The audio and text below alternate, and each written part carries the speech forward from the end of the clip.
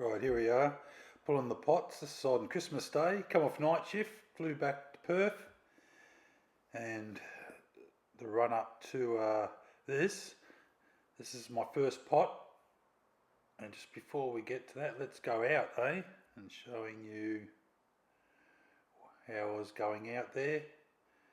So I had to actually look around for these pots, so I thought I'd marked it, well I did, and there, so you can see, no you can't see the other ones in frame, the other pot, but anyway, how we got out to this point. Yep, hooking it around the capstan. As you see, I'm only running solo, so it's a bit of a tough gig by yourself. It's starting to get me down pat of how to do everything. Right, this was me going out, and you'll probably see I'm bobbing my head like a little prairie dog. I'm trying to find, I'd actually had my waypoints down, but you think I could find them? So, and it wasn't as if they were pushed away, so I don't know what happened with my waypoints, but I'm looking, trying to find where they are. And yeah, just couldn't seem to nail it. And then finally, I saw, hang on, there you go. I'm just looking, I think I was looking at the the function display again. Make sure, where are they? And coming around, and then finally I saw these two sets of pots with it. Hang on, they look pretty close. And then, yeah, I was a good, probably 500 metres away from the waypoints. So I don't know what happened there, just maybe the GPS just didn't pick it up. Anyway, so here I am coming up alongside, just trying to get my line all set up. That's it, just there to the right, no, the other right, left. I'm now just trying to get lined up, get everything ready, throttle into neutral, coming up over the buoys, the floats, got it. Then we get it up, have to hand pull it to start with just to get enough line, and then wrap it around the winch, because I ain't pulling a pot, not with my gammy shoulder. You see, once again, the GoPro's not, it's showing like it's almost glassed off, which you could say in places, well, it wasn't glassed off, but there was hardly any breeze. This was about, I think it was about 12 o'clock on Christmas Day. Boat ramp it wasn't as hectic as it was on last R&R on the Saturday morning. So this is Thursday, Christmas Day, but still the boat ramp had a fair few boats, the trailers. No, so people were out enjoying themselves, probably getting themselves some crays for Christmas dinner. So you can see getting all the winch, just pulling up enough so I can wrap. I normally get at least, I like to have 2 bites around the capstan, and then sort of then the top bite I actually go and lock it onto the first bite just to give it a locking power, because sometimes it skips, especially with all that weed on the, if you not showing it justice yet, but you'll start seeing it, you'll see the weed just wrapping itself around the pot rope. Here I am just trying to steady everything, get it all sorted, and I'll start winching. Yep, here we go. There's also another annoyance is when I come up to the dog bone of all the extra rope that I've coiled up, because these ropes I've got it set to about 25 metres, and I'm only in 12 metres, so I wrap up a good 7 metres or so, and then as it comes up around the capstan, you've got to physically pull it up and around and go again.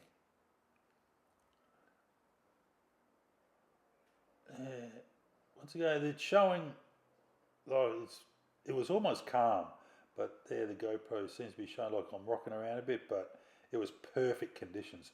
On the way back, and as you'll see, I was doing 26 knots straight with the occasional bounce. Those who own tinnies, The aluminium boats, you know, we do bounce around, especially with that WA chop, that swell.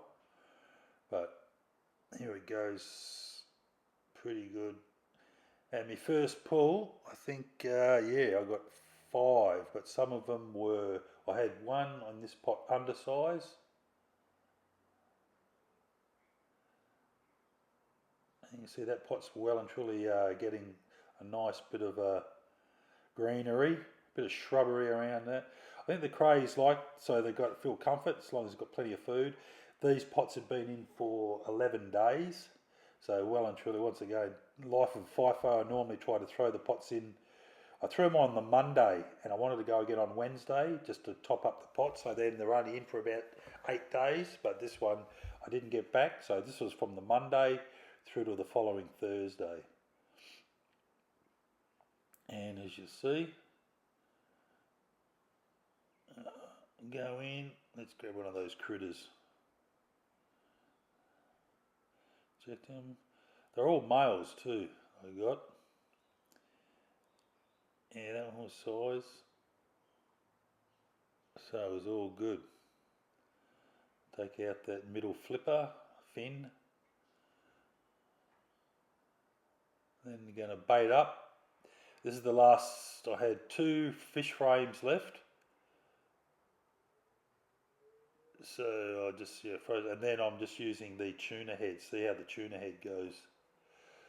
I was just looking in the water, so I was sort of hoping that a couple of bronzies, that's a bronze whaler sharks, might come lurking about, getting a free feed, but there's nothing.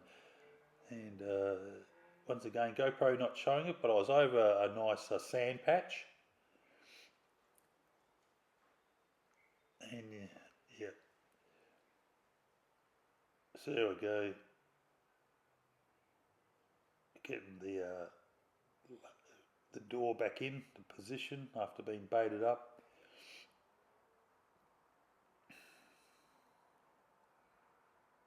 Yeah, struggling a bit here. I think because I hadn't had any sleep.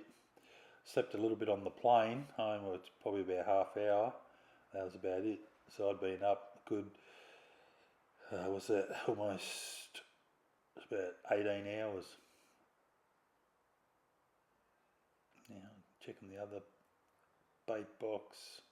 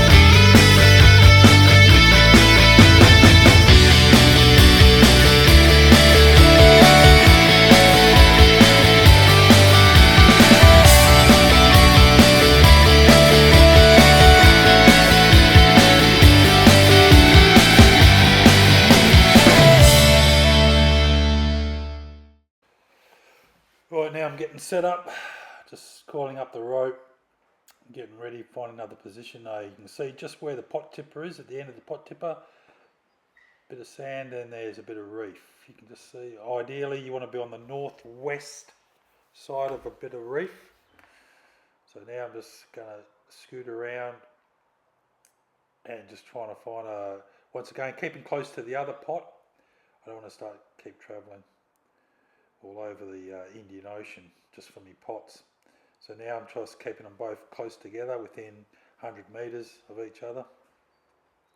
Makes it easier. There's plenty of reef with good sand spots there. It's going in. What you can sometimes do, if you had another person, someone actually at the helm and moving around, you can actually just scull drag, hold a bit of the rope and drag the pot into a good position. But because I'm by myself, running solo, it's the way we roll. It's just push it in, hope for the best. I think that might have gone almost, not the best spot, it was probably right in the middle of that sand patch. But anyway, we'll see how we go when we pull them up next, probably Sunday or Monday.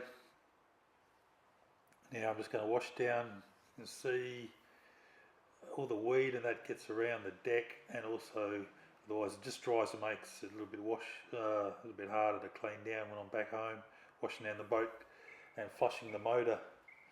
The good thing with those Yamahas, they actually have a port where now you don't have to run the rubber seals, you just get a normal tap fitting and it basically reverse flushes, and I use you can get anything from those local boat supply chandleries or other fishing stores, that sells boat products. I'm not going to name any brands, there's plenty out there. So I reverse flush the motor every time I go out. And that's the beauty of the Yamahas, don't have to worry about those rabbit ears and running it. Don't have to just plug it in. I've got a certain dispenser where you put about 100 mil and away you go. And while I'm flushing the motor, I'm actually then I let it run for at least 15 minutes. That's enough to use all the 100 mil of for the salt deposit remover.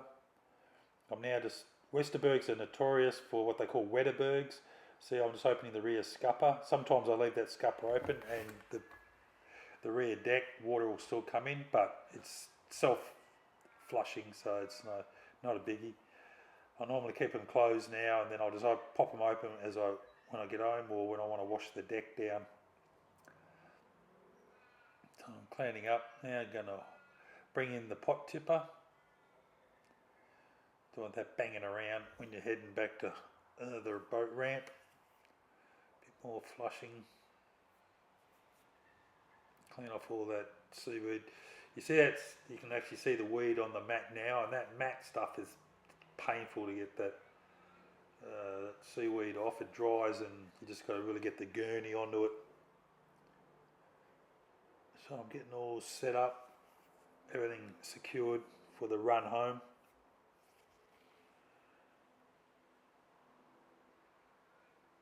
Yeah, so there we see, it's looking good. Make sure everything's there. I sort of have a quick look around, make sure everything's secure. Those bait bags, you can see the little green bags, I shoved them in the bucket.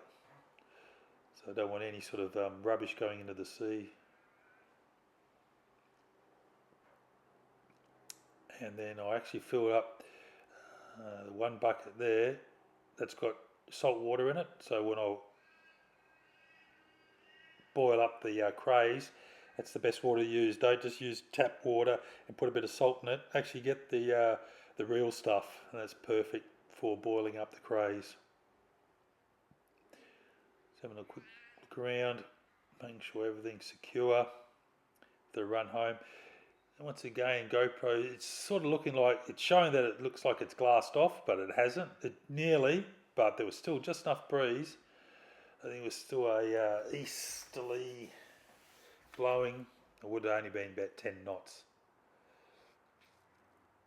And there we have it. You probably see, I actually got a little bit burnt. I was out there, it was a beautiful day. And then you'll probably see on the run home, I actually pulled up and I went for a swim. Here we go, we're out. and I was hooking along back 26 knots. I could have gone quicker. Here he goes. I sort of opened up. I said, "Oh, bugger this, I'm going to go for a swim." So I set, once again, it's got a auto anchor. So I just anchored up, just coming close to, that's Point Perrin, there in the top left of screen. Just go in and just swam around, and I got out, and yep,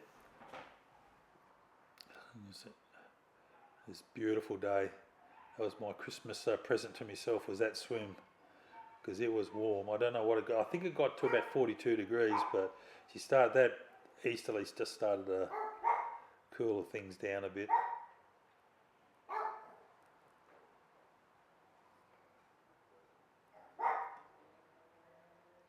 Yep. So I went in, swam around a bit. Next time I'm going to take me a face mask and fins, so I might sort of just do a bit of swimming around there, around the reef, see if there's any, I'd say there'd be no crays around here. This is all weed patch, there's no reef here.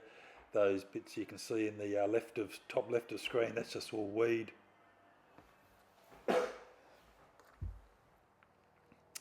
And then we get ready for the coming into the retrieve ramp.